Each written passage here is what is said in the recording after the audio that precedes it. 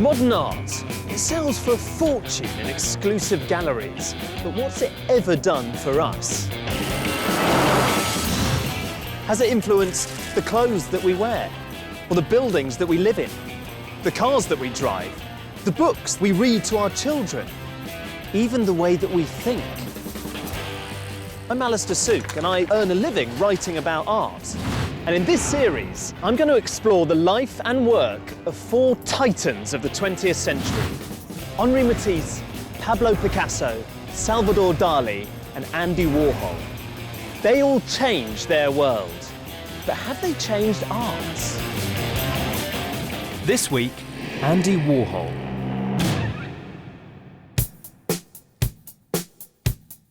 These are some of the most famous, valuable and controversial works of art ever made.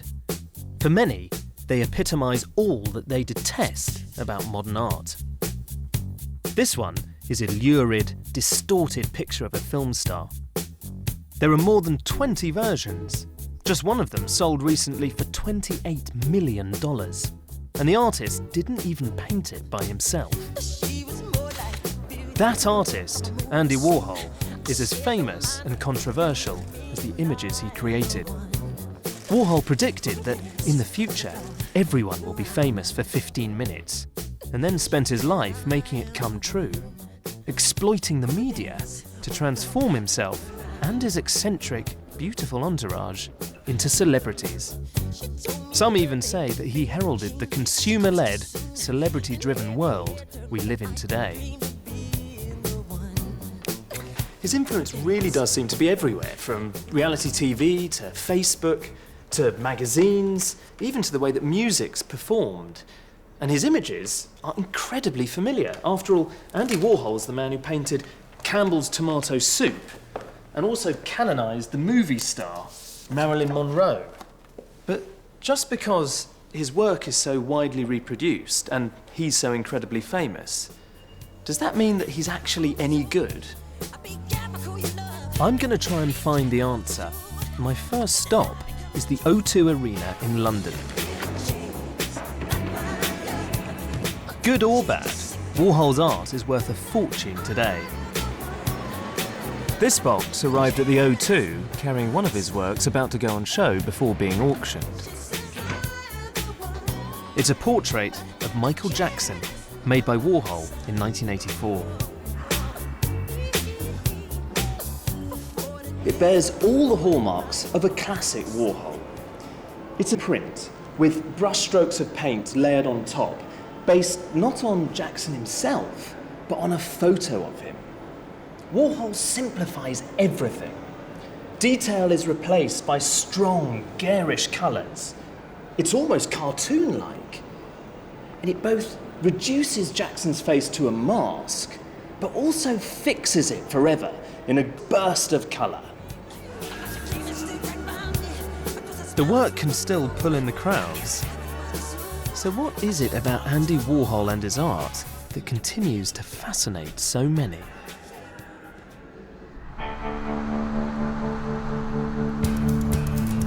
I've come to Pittsburgh, in the heart of industrial America. Andy Warhol was born here in 1928, and the city's certainly proud of its son. His work and his image are everywhere. There's even a bridge that's named after him. While I'm visiting, Pittsburgh's having a moment of glory, hosting the world's leaders for the G20 summit. And the spouses of the presidents and prime ministers are being given a tour of the Andy Warhol Museum. This is the bus that's going to the Andy Warhol Museum, so I better get on it. So this is the Andy Warhol Bridge, and the museum is somewhere just on the other side by the river. I think we'll be able to see it in a second. The museum's huge, 7 floors dedicated to Warhol's work. Here we go, this is Gordon Brown's wife just getting out of the car. This is the wife of the French president, Carla Bruni, one of the most stylish women in the world. Andy would have loved to have made her portrait. Hi, Carla. Do you like Andy Warhol? Sorry? Are you a fan of Andy Warhol? Yes, I am, definitely. What do you like about his art? I like everything. I like very much the Velvet Underground, and I like to see a museum in Pittsburgh. You think that Andy would have liked to have made your portrait? I don't know. Because he made one of Jackie Kennedy, and now you're one of the most stylish women in the world. I don't know, but and every time he would shoot or make the portrait of anyone, it would just be brilliant. Thank you so much. Thank you. Have a good day. Thank you so much. That was her. I think he would have liked to have made her portrait. I thought she looked I feel a bit like Andy, a bit intoxicated with the magic of the stardust that's sprinkled over the other side of the barricade. Today, Andy Warhol's associated with glamour, celebrity and decadence, but his childhood was very different. His parents were poor Slovakian immigrants, and Andrew Warhola grew up in a slum ghetto during the Great Depression of the 30s, when Pittsburgh was a dirty, industrial, steel-making city. This museum recreates life in the tenements where immigrant families like Andy's lived.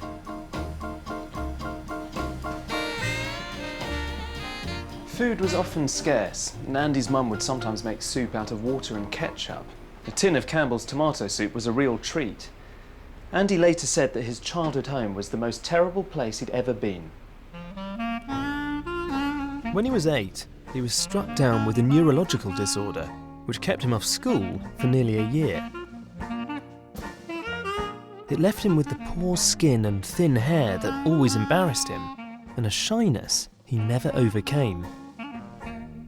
He became an anxious social outcast and rarely left the apartment. His mother, Julia, lavished attention on him, providing movie magazines, colouring in books, comics, as well as cut-out paper dolls, and all of them influenced his work in later life. It's almost as if the kitchen became his first artist studio with his mum as his assistant. She would reward him with a chocolate bar when he finished a good drawing and encouraged him to make collages and colour in, and read to him in her thick Czechoslovakian accent.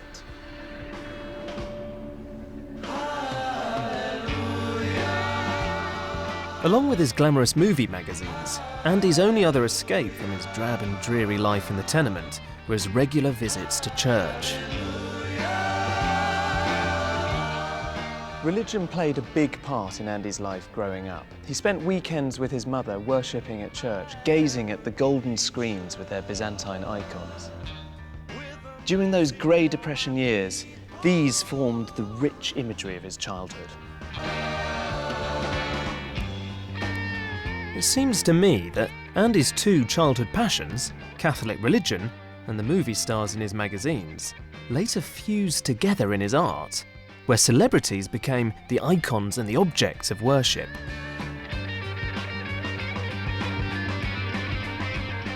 All the lonely months Andy spent in the tenement, with his colouring books and his collages, paid off. He won a place at a local art college, and just a week after graduation, he escaped from the Pittsburgh ghetto.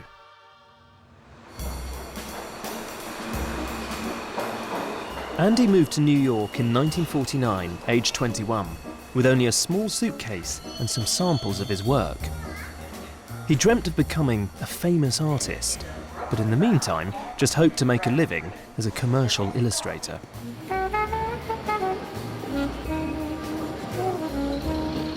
He'd arrived in one of the most exciting cities on earth, at the threshold of the fabulous 50s.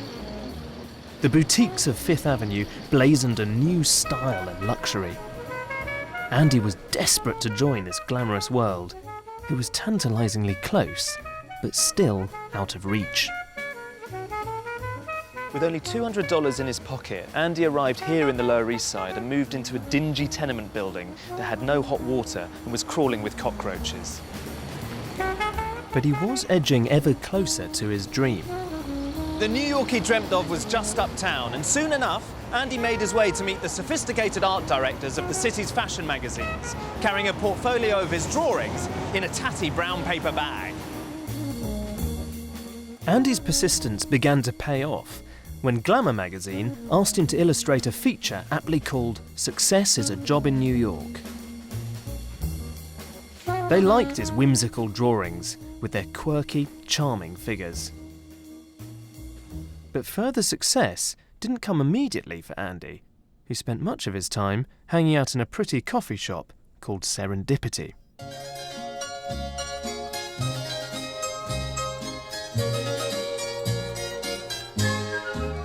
I'm just an old-fashioned girl with an old-fashioned mind. Not sophisticated. This was a popular haunt of all his favourite movie stars. Marilyn Monroe even had her own table here, and it's still going. Recently, Madonna threw a birthday party for her daughter here. I'd like a plain, simple car, a cerise. Ah, lovely. Thank you very much. When he was broke, Andy would knock off drawings like these and swap them for pastries and ice cream. I like the old-fashioned flowers, violets are for me. Serendipity was an oasis for Andy, where he could sit and gaze across the tables at Marlene Dietrich and Marilyn and indulge his fantasies of life amongst the stars. The owner of the cafe, Stephen Bruce, was one of the first people to recognise the potential in Andy's drawings. Hi, I'm Stephen Bruce. Welcome to Serendipity. Thank you. Well, you're the owner of Serendipity. Yes, I am, and I see you have our favourite drink, which was Andy Warhol's favourite He drink liked this one, also. did he? Yeah. Frozen hot chocolate and lemon icebox pie. Is that what it is? My God. Yes, Madison Avenue was just a few doors away, and he was trying to sell all of his artwork to Madison Avenue, This is the advertising people. Yes, and he started coming in and having a cappuccino and showing me his rejects. He was very sad because they didn't buy anything. And I said, well, there's some wonderful shoes here. Let's frame them. So we did. We put them on the walls of Serendipity. Was And this that- his first exhibition? First exhibition, yes. And we sold them for $25. We did split. He got $12.50 and I got $12.50.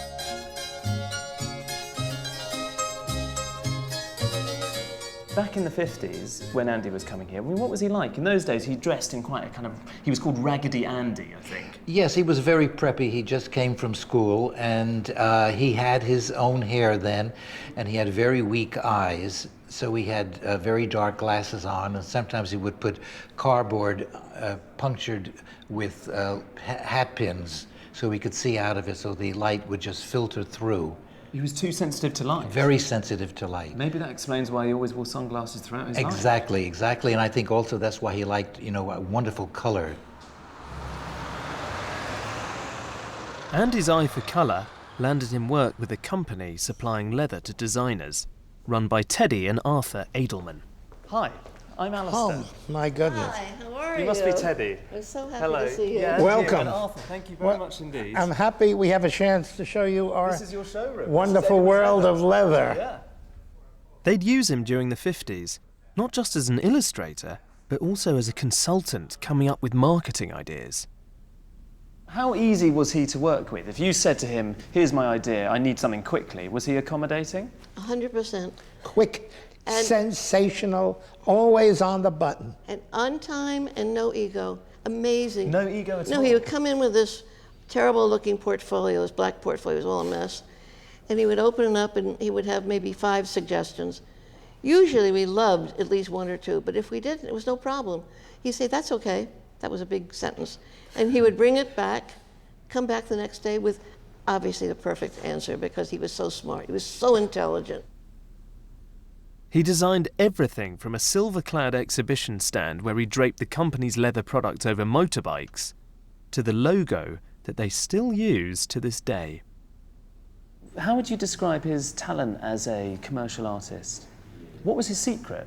He always had magic, and he always had an inner kind of charm. It was never fake. When you looked at it, you got like this inside smile, which made you feel wonderful. And I think that was part of his magic. He didn't talk this way, but this is the way he drew. Andy's quiet demeanour masked an insatiable ambition, which along with his talent as a commercial illustrator, soon got him noticed. His delicate, playful drawings had the modern look that Manhattan's art directors wanted, and the commissions soon started rolling in. Andy's signature style was the blotted line, a technique he'd developed at college. I'm going to have a go at it myself. You're going to see a beautiful shoe appear in front of your very eyes. Look at this. There's the high heel. There is the shoe. We'll put a little kind of Warhol butterfly on with a few dots. And that's all on the shiny paper. Now we cross our fingers, make sure the ink is transferred. And then this is the big reveal. Well, it's not bad. I'm not sure what it looks like. That could be a Warhol butterfly, I suppose. But I suppose the key point is that you see here is the blotted line. The ink on the shiny paper is transferred to the absorbent paper, and you get this very beautiful, blurry, jagged effect of the line, which has a printed feel, even though it's something incredibly simple. It's funny how popular that retro 50s feel still is today. I mean, you see it everywhere, on cards, on wrapping paper, or even on kids' books like this one, which is Madonna's The English Roses. What's incredible when you flick through and look at these illustrations is how similar they are to Andy's commercial work. You see exactly the same sort of uneven, broken, that handmade quality. The line feels very playful and witty, and you've got the same candy floss colours. I never really realised the debt that books like these owe to Warhol when he was excelling as a commercial designer back in the 50s. Well, just compare this drawing by Warhol of a cake. Look how similar they feel, with the same colours, the same quality to that line, which feels very handmade, hand-printed.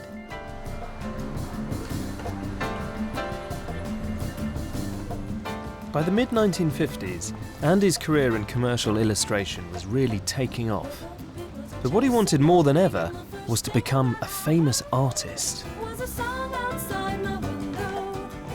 So this is pretty hip. This is the historic and bohemian Chelsea Hotel where Warhol's set used to hang out.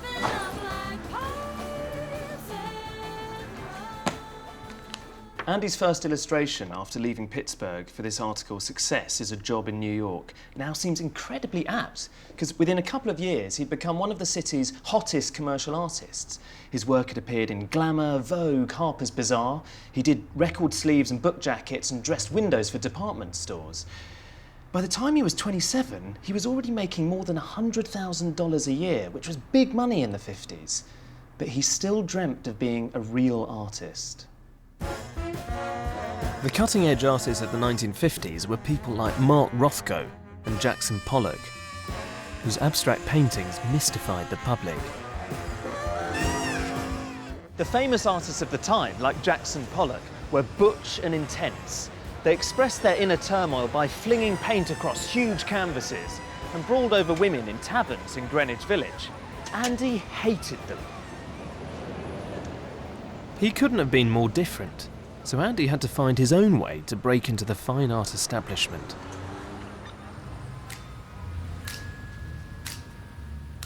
For his work to be taken seriously as art rather than just illustration, it had to be about something. It had to comment on the world around him and make people look at it differently.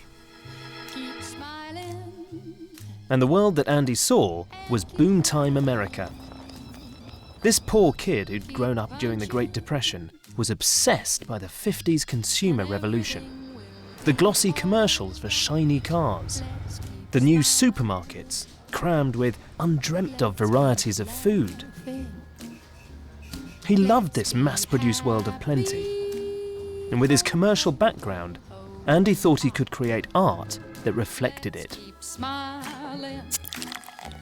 Andy loved Coca-Cola. He once said, "You know that the president drinks Coke, you know that Liz Taylor drinks Coke, and just think, you can drink Coke too, and no amount of money can buy you a better one." To him, this was such a beautiful and quite democratic idea that he thought, why shouldn't a bottle of Coke be a work of art? Now, this is a reproduction, but this is what he created first. He's left traces of his own hand. You can see all of this loose, very drippy, very fluid brushstrokes, which I guess was Andy's way of saying, despite this being a Coke bottle, this is still a proper painting. But it doesn't feel quite right. And the next thing he did was so crucial in his development as an artist because he created this. And look, you can tell at once that suddenly here's a much stronger, bolder style that's all his own. It might not seem like much, but deciding to depict a commercial object on the canvas and deciding to present it in this very clean and graphic, very mechanical mode, well, it was a huge deal in the art world at the time. And this turned Andy into the champion of a new movement called pop art. Artists have always painted things from their everyday lives, like hay carts, vases of flowers, bowls of fruit. What pop art said was that stuff from the commercial world and popular culture could also be art. And that's how 32 cans of soup made it onto the walls of America's most important modern art museum. And these paintings are among the most famous modern art pictures in the world. With these soup cans, Andy finally managed to break into the fine art world with a landmark solo exhibition in 1962.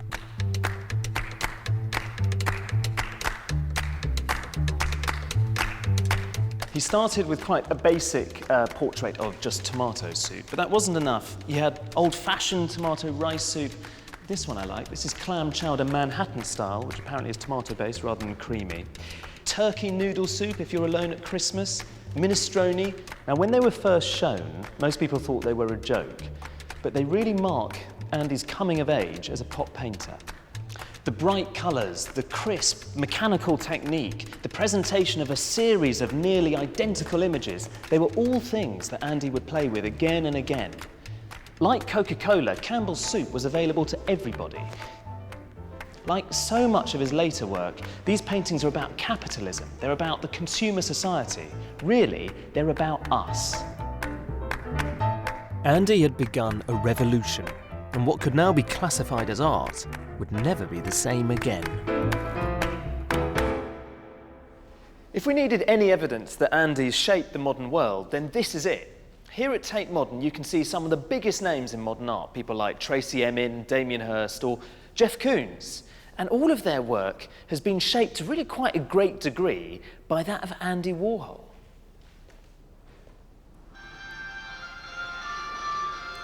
Like it or not, we've Andy Warhol to thank for today's artists, who are obsessed with consumer culture and everyday objects.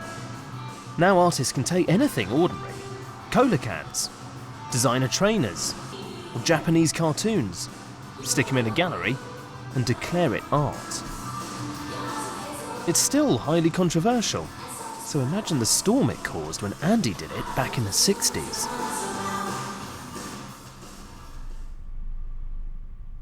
Through his art, Andy Warhol was exploring the power of branding and marketing. He now realised that to achieve his dreams of celebrity, he also had to rebrand and market himself.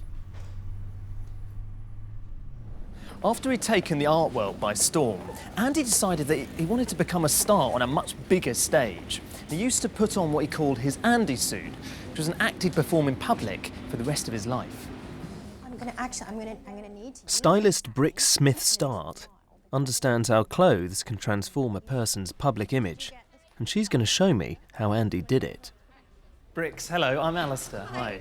Nice How's it to going? meet Good to meet you. you. Now look, I really want to find out from you what Andy meant when he talked about his Andy suits. Right. Andy Warhol needed to create a persona that people would remember, a persona that would help him promote his art and his celebrity. Had to use himself almost as a work of art. And this is how he did it. He did it with fashion. Andy Warhol was the master of the makeover. And there's a few different eras of Andy that I want to show you. I've pulled out some photographs. Great, okay. Right, and so I want to start with this one, which is the 1950s. He's not cool at all here. No, I mean, this was the time in the 50s when he was like, just trying so hard to be successful and dragging his art around Madison Avenue, and he was kind of like dressed how everybody dressed in those days. In fact, they used to call him Raggedy Andy because he had the same suit that he wore over and over and over again, and he had holes in his shoes. But anyway, so that was him then. But almost overnight, he totally reinvented himself into this iconic, super cool, the factory days Andy. And he had loads of different wigs that he customized himself. So like different wigs for different moods, kind of like Cher. It's amazing that he could get away with this, because it's so obviously a wig. I know, but that is what cemented his image into people's mentalities. Do you know what I mean? It was like a brand. It was like a brand. He created himself as a brand. In fact, it's been said that Andy Warhol's greatest piece of art is Andy Warhol. When I knew you were coming here, I thought it would be a great idea to dress you up like Andy Warhol. So I've like pulled a couple different looks from his different eras. Great. You don't look that thrilled. No, I You're am thrilled. I'm excited. thrilled. You just told me you wanted that. My mum would be so proud. Yeah, this is going to be the peak of my career, I think. Yeah.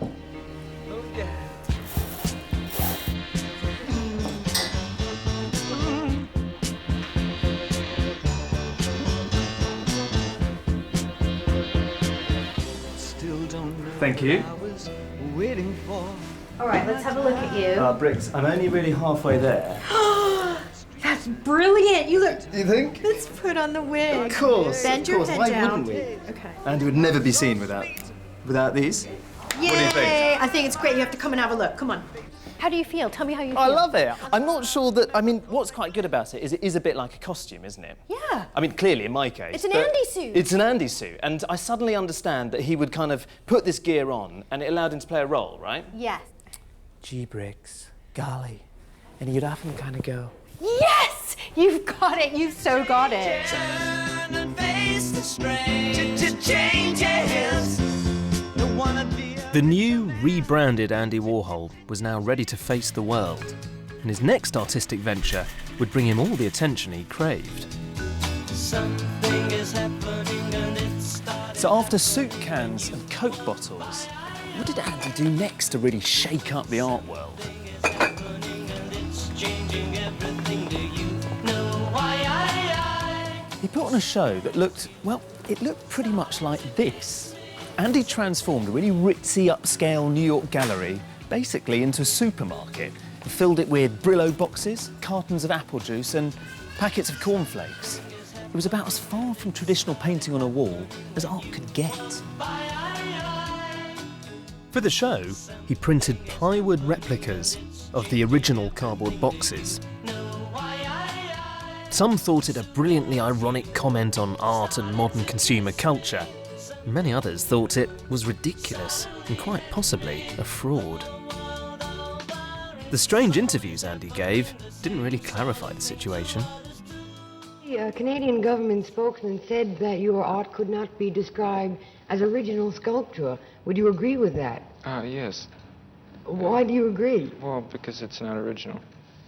You have just then copied a common item. Yes. Well, why have you bothered to do that? Why not create something new? Because it's easier to do. It was the start of the Andy persona. Not just the wig and the glasses, but his weird, deadpan manner. It was a strange way to make yourself famous, but it actually worked. The more mysterious and enigmatic that Andy was, the more people were drawn to him.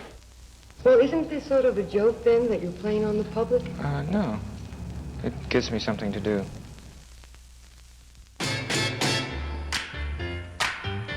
Andy's flippant manner and infuriating answers unleashed a storm in the art world and beyond.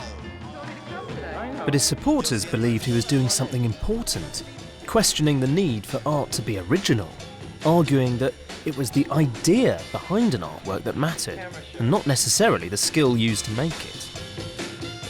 Andy's Brillo boxes were brash, irreverent, and mass-produced, just like the modern world he saw around him. To reinforce his rejection of craft and originality in his art, Andy started calling his studio the Factory. He removed himself almost completely from the hands-on creation of his work, increasingly using an industrial process he'd discovered in the early 1960s called silkscreen printing. To assist him, Andy brought in an expert printer, Gerard Malanga. I'm going to meet up with him. He brought you on board because you were an expert in silk screening. Correct, yes. Why was it such a perfect technique for him? What drew him to it? When you look at a silk screen print, whether it's on paper or on canvas, what you're actually looking at is a painted photograph. This was a natural development from the blotted line technique that Andy had used as a commercial artist. But silkscreen printing was an industrial process mainly used for creating wallpaper. It was perfect for making mass-produced art about a mass-produced world. Okay, that's good. Gerard's going to show me how to make a silkscreen self-portrait in true Andy style. He would say, Oh, that's beautiful. We said that about everything. We place our blank silkscreen covered in emulsion over the blown-up photograph and expose it to light. God, it's quite heavy. And then I have to turn on the vacuum. Yeah, that. It transfers the image in reverse onto the screen. All right, so now we have a stencil, which is a negative of the positive acetate. Yeah, I see. And then when you put ink through it... You recreate the positive image. Take the top off the ink. I've got to be careful not to spill it everywhere. All right. Just like this? Yeah, that's fine. A little bit more. Yeah. Okay, now get your squeegee. Sweep it real fast. Okay, keep going. The technique allows the artist to build up multiple layers of colour, transforming the original photograph into something new, showing us how the artist sees the subject. And let's see what I've done. Wow. Wow, look how perfect that is. Well, it's not bad for first attempt. It's too perfect. So, Gerald, number 2, this is still wet. So you think Andy See would have that? liked that? Oh, yeah. Okay, I used to call these the divine accidents. Oh, and he sort of went with that idea, that it just doesn't matter. I look like a pink mouse with lipstick. I'm not sure I like it very much. No, but there's less pink. You see, there's more pink in that. This is okay. I like this much better than this one. The silkscreen process became Andy's trademark. It allowed him to create some of the most recognisable images in the world. Mick Jagger, Jackie Onassis, his cow wallpaper, Chairman Mao, and Marilyn. These are images that are never going to go away. In August 1962, movie star Marilyn Monroe died of an overdose, and Andy immediately decided to make a series of portraits of her. He used the exciting new silkscreen technique, which he discovered earlier that summer, and the 24 pictures of Marilyn would combine 2 of his favourite themes, death and celebrity. And for me, this one's simply stunning.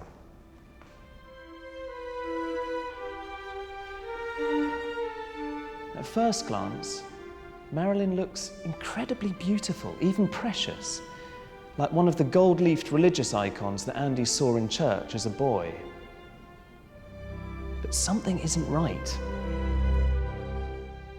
The silkscreen allowed him to offset the layers of paint so the edges smudge and blur, creating an eerie, haunting quality. The colourful mask covering the colourless photograph, echoing Marilyn's glittering media-created image that hid the profound sadness beneath. The colours of her eyelids and lips look like makeup applied by a child. Marilyn's face is distorted, just as the media distorted her image. There's a sadness which chimes with our knowledge of her early death. In the Marilyns, the photograph is always the same, but the effect changes from tragic to electrifying, from glamour to innocence, reflecting the many masks that Marilyn wore to hide the real her.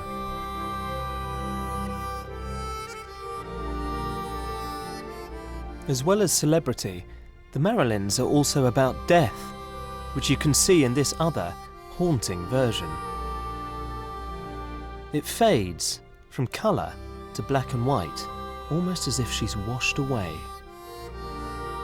It's like the transition of Marilyn Monroe from this life to the next. Death and celebrity are still constantly explored in modern art. Mark Quinn is one of Britain's most successful artists, and like many others, he's inspired by Warhol. Oh, and this is one of your statues of Kate Moss? That's right, yeah. Now, this isn't the one that you made actually from gold, but... No, this is bronze. All of your series about Kate Moss, you must have been thinking about Warhol's Marilyns when you were making them. Absolutely. Who is the kind of female divinity of the moment? And it struck me that perhaps in the 60s it was Warhol, for Warhol it was Marilyn, and now it was Kate. And is this the same thing that Warhol was driving at with those Marilyns? I mean, what I love about that image is that it crystallises these twin obsessions of Warhol, celebrity on the one hand and death on the other. And it just seems that those are two very, very meaty, weighty, quite resonant themes, which are still very attractive to artists working today. I agree. Celebrity and death are both two sides of the same coin in a way, because celebrity is about immortality. It's about aspiring to perfection, getting to a Mount Olympus, a better place. Where only populated by stars. Yeah, which is like now OK Magazine, you know. But so it's a kind of parody. It's a parody of these classic and classical obsessions that are part of the human psyche.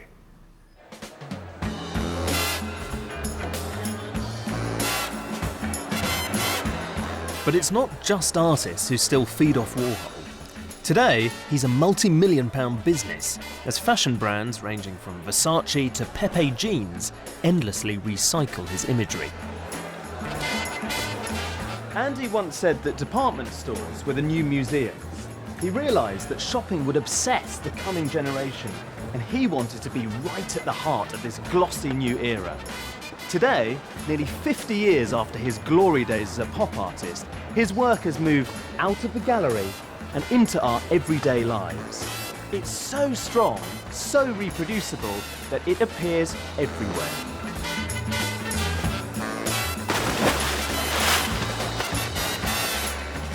With Andy Warhol, high art became a brand. His art about modern consumer culture had become part of it. Like an in vogue fashion label, Warhol and his brand can still stamp cool onto anything. Even this pool in a boutique hotel. And the cover of Madonna's 2009 greatest hits album, Celebration. But what is it about Andy's images that makes them so popular today? I've come to ad agency McCann Erickson to ask Faris Jacob. What I really want to know is, why am I wearing a T-shirt printed with Andy Warhol's face nearly 50 years after he was making this kind of imagery? He was brilliant at branding. He was very consciously using some of the sort of tricks and strategies of advertising, but it feels like he was much more intuitive about it. It was much more a natural thing. I think he was really ahead of his time in looking at how, you know, endlessly replicating your own image changes how people see you and stuff. And Facebook is an obvious example. So the idea of personal branding kind of used to make me feel a bit nauseous, because it's like it seems very artificial. But now everybody is putting pictures of themselves online and expressing themselves on Twitter and Facebook and lots of different platforms. And so inevitably, whether or not you think you're creating a brand, you are creating a brand. But now, I mean, people take Warhol's image in vain all the time. Actually, within the Mac's installed applications, there's a way to Warholize yourself. Right. And again... What does it involve? Well, I'll grab a picture of you and I will show you. So we'll take a picture. Oh, wow. Oh, look. So we can just... We can create a Warhol image right now.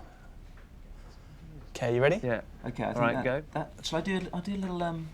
Do an Andy finger. Great. I've seen lots of these on Facebook. It's almost become more popular than putting up your own image. It's as if it gives you instant credibility and cool. It's appropriating cool from Andy.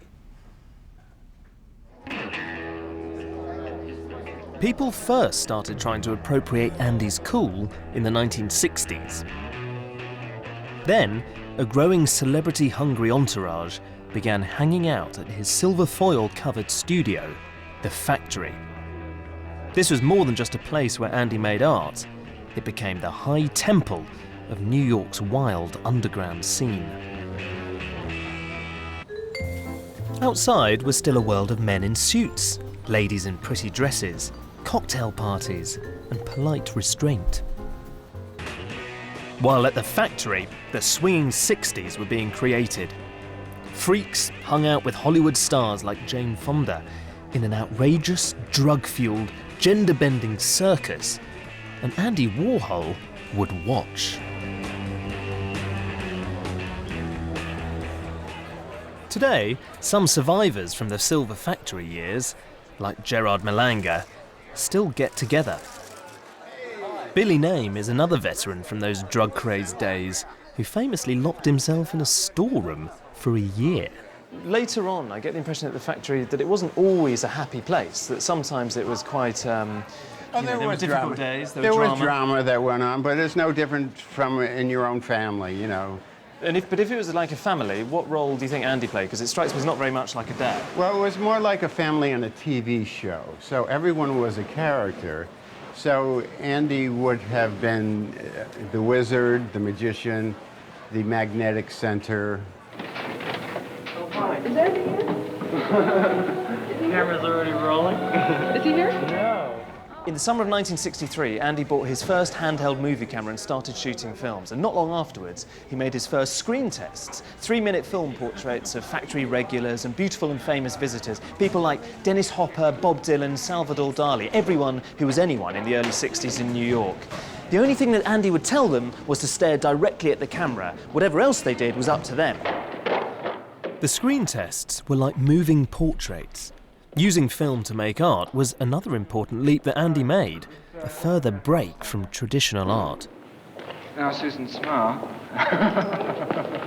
Say cheese. Can we do a cheese movie? All you have to do is say cheese, cheese. All right. No, the next 3 minutes could be a cheese movie. All right? Here, Warhol's filming the writer and activist, Susan Sontag. You don't have to do anything. Billy Name remembers exactly how Andy would stage his screen tests. Well, if you want a real Andy Warhol screen test, there's a specific setup. This feels like an interrogation. Well, it's sort of like Andy Warhol S&M, yeah. Yeah, right. It's a bit sadistic. All right, and let's take a look at that lighting. Oh, see, that's God, it's kind of bright. I mean, well, it's only going to be what? How many minutes is it? 3 minutes? It's the anarchist.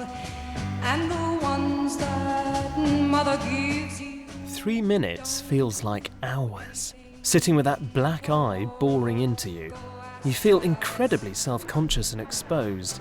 It's like a condensed version of Big Brother, the unwavering, penetrating gaze of the camera stripping off the mask to reveal the real person underneath.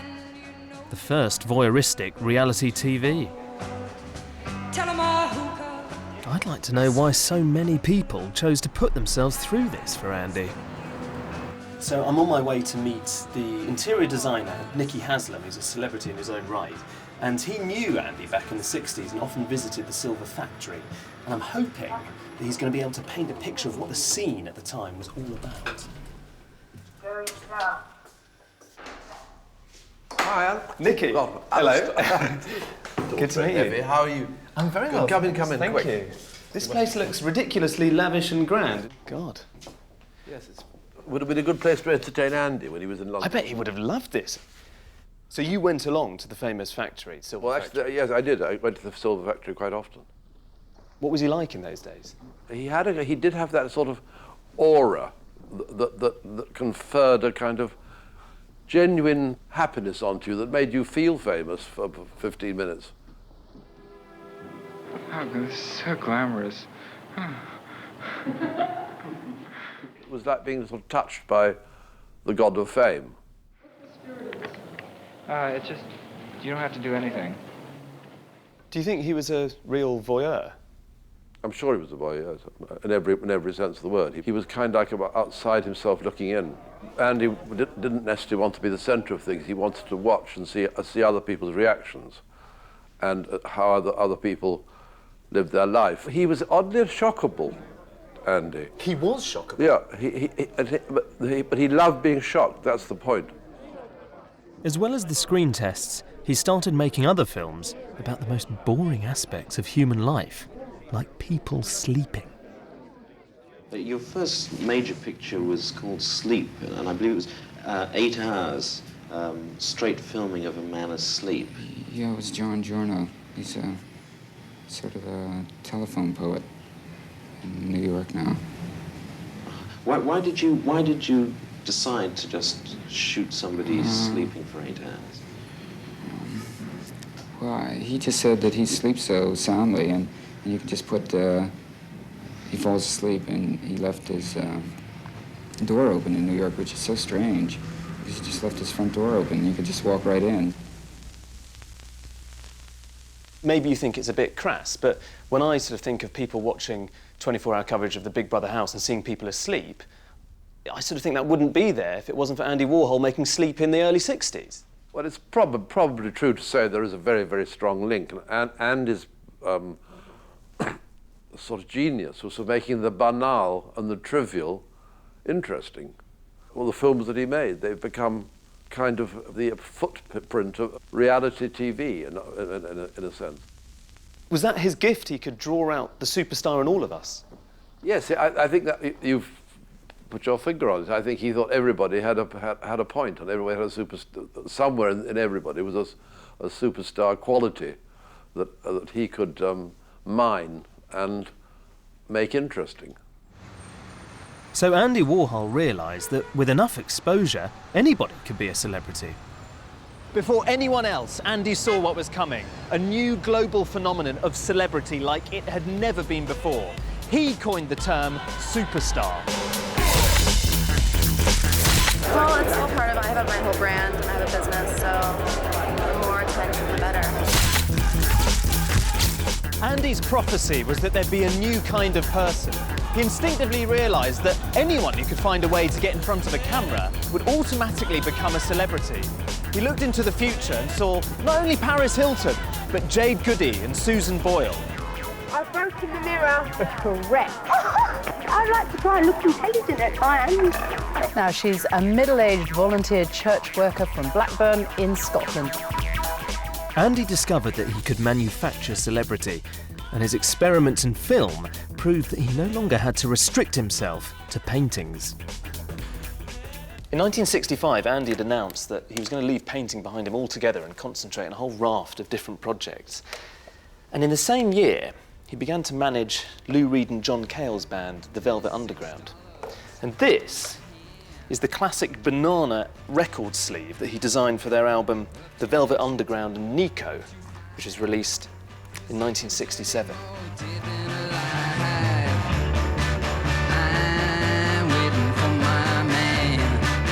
As producer for The Velvet Underground, Andy said he wanted to create the biggest discotheque in the world, combining music, film and performance. The band played with his movies projected onto walls and his beautiful entourage dancing. Encouraging them to let go and experiment with their sound, Warhol created a blueprint for a new style of multimedia music performance. Up to now, most bands had looked a bit like this. But the Velvet Underground inspired musicians like David Bowie to really let loose with wild and outlandish performances. Bowie paid tribute in his song Andy Warhol. Andy Warhol looks a scream, have him on my wall. Andy Warhol, silver scream, can't tell them apart. Some people claim that the Velvet Underground were almost as influential as the Beatles. And of course, it wasn't just Bowie who was inspired by them, and he was obsessed with Warhol.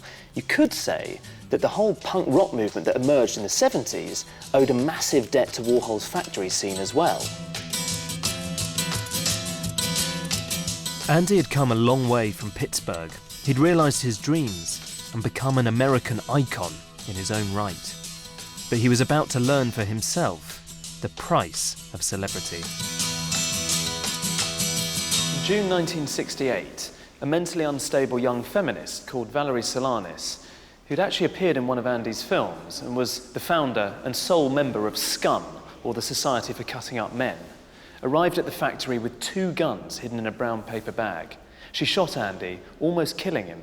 As he later said, he was just in the wrong place at the right time. It's ironic that throughout his career, Andy had been fascinated by violent death.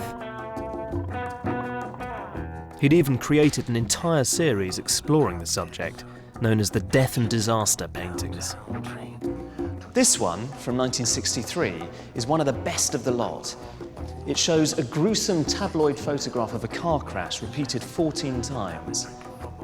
The first thing that hits you is its unflinching, in-your-face power. The repeated images have this jittery quality, like film rushing through a camera. It gives a sense of speed of action unfolding, a sense of time. Look closely. You can see a corpse slumped in the passenger seat. It's horrible and completely at odds with the jaunty orange background. And I'm stepping on the devil's tail across the stripes of a full moon's head. So was Andy being heartless? I don't think so, just honest. I think he's trying to tell us something fundamental about our times. The power of this painting is in the repetition. Andy wanted to imitate what he saw happening in newspapers and on television, that unending flow of news reports covering all sorts of catastrophes, not just car crashes, but plane disasters, suicides. Andy was completely mesmerised by the footage showing President Kennedy at the moment of his death, which was repeatedly played on national television. And he was right to be. Nearly 40 years on, think of the footage of the planes going into the Twin Towers. It was replayed on our television screens again and again and again. As always, Andy refused to talk about the meaning behind these works. He'd just say, "Oh, they're about nothing," leaving it to art critics like me to argue that the car crashes and electric chairs are serious comments on our time. Actually, I think the death and disaster paintings are his best work, and they've become incredibly valuable. In 2007, Warhol's Green Car Crash sold for $72 million. Art and money have always gone hand in hand, but Andy's behaviour in later life made some question whether for him it was just about the money. Andy's own personal disaster, shooting of '68, has an incredibly profound effect on him. Afterwards, he was completely transformed as an artist. He smartened up his entourage and became brazenly interested in making as much money as he possibly could. He even said, in 1975, that good business is the best art.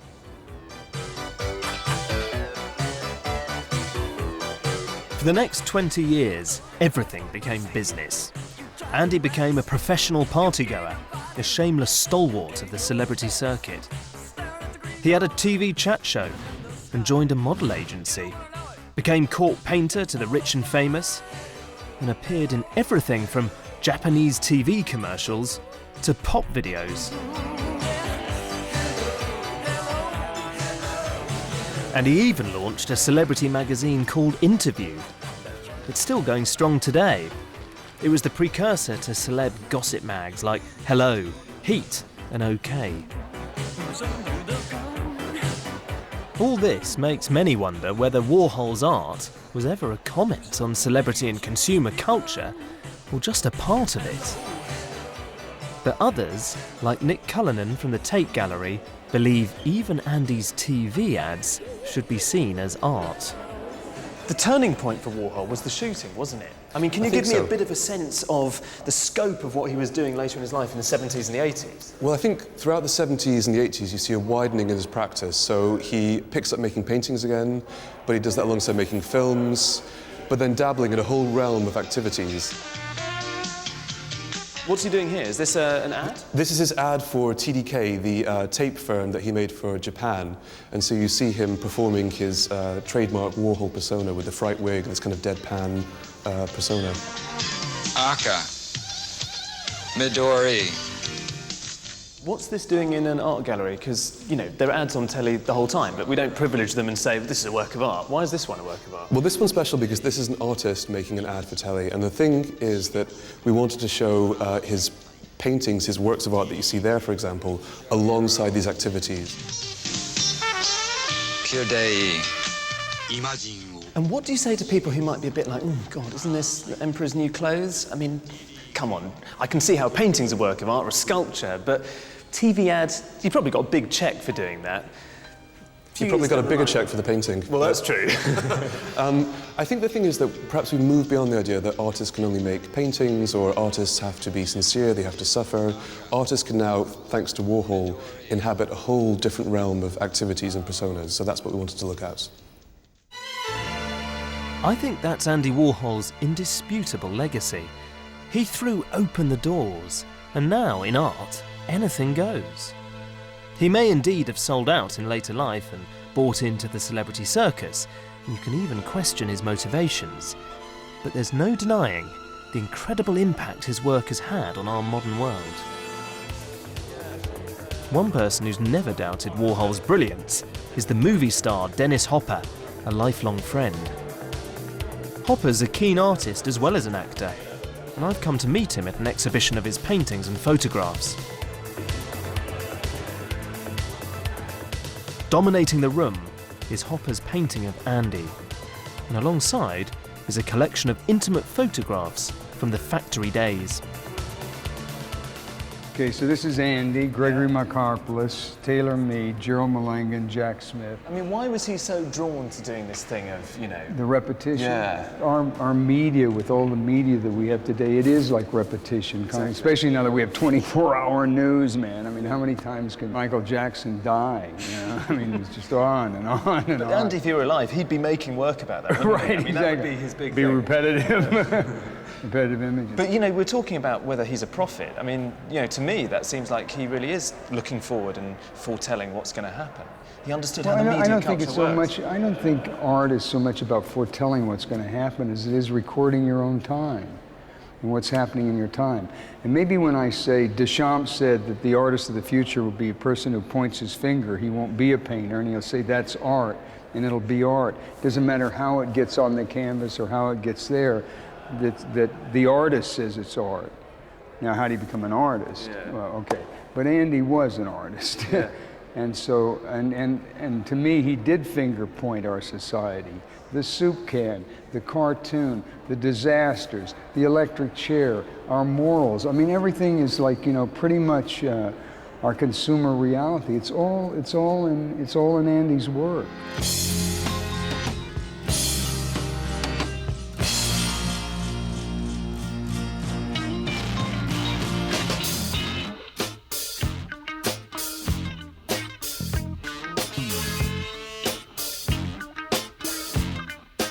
In 1986, Andy created quite a sombre series of self-portraits that lots of people describe as looking a bit like death masks. And he did die the following year, just from a routine operation. He was only 58. But, you know, for me, Andy completely redefined the role of the artist. Just look at what he achieved, and you see that he genuinely changed art forever. He told us that, you know, something like a portrait can tell us as much about ourselves, about our own obsessions and desires, about our media-saturated age, as it could about the sitter. Or he took things, really banal, humble objects like a can of tomato soup or a Brillo box, the kind of stuff you pick up in a supermarket, and made it question the very nature of art. He took art out of the gallery and into the world around us, into so many different fields like music or film or publishing even. And in doing that, he freed up other artists to do exactly the same. And of course, more than any other artist, Andy Warhol was obsessed with pointing out how much we're enthralled to celebrity. He told us who we are and what we would become, and showed us that art can illuminate these things. He was pointing the finger at all of us.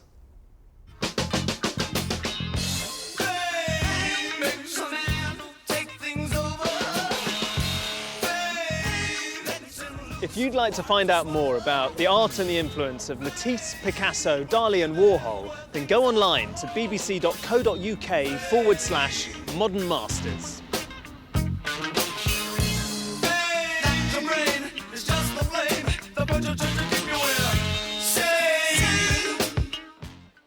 Coming up next tonight, here on BBC HD, the last in our series, Maps, Power, Plunder and Possession.